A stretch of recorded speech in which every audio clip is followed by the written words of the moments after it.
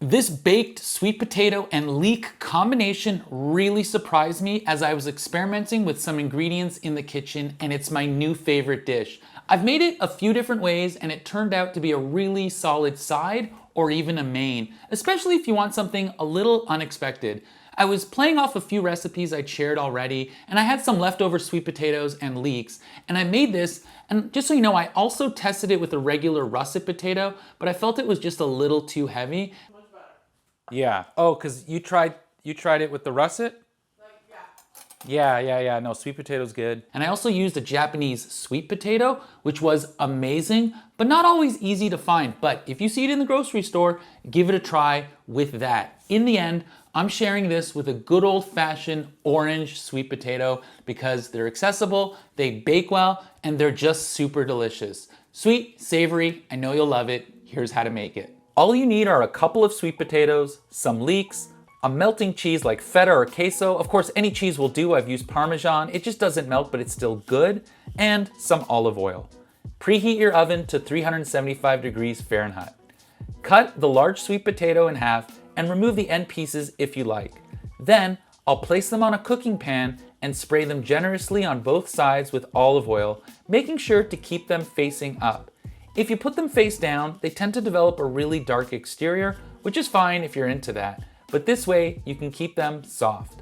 Massage the oil into the potato if you want to make sure the area is covered, and then sprinkle with salt. Pop them into the oven and roast them cut side up for 45 minutes to an hour. You want them fork tender.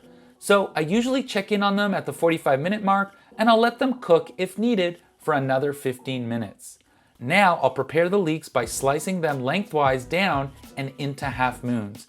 This can be done now or with 15 minutes left with the potatoes baking in the oven. It's up to you. And of course, if you want, you can always add something else like garlic or onions to the topping for additional flavor. On the stove on medium, heat up a pan, add a dollop of oil or give it a spray, about 2 tablespoons, drop in the leeks and saute until they start to take on some color. Don't forget to salt as you go. Here's where you can add the chopped garlic or some shallots if you want to get wild. Leeks, garlic, onions, they're all in the same family. Like I said, I'm keeping this very simple for you in line with my 5-ingredient or less recipe series. Once that's done, turn off the heat and you can set this aside in a pan or place it in a bowl.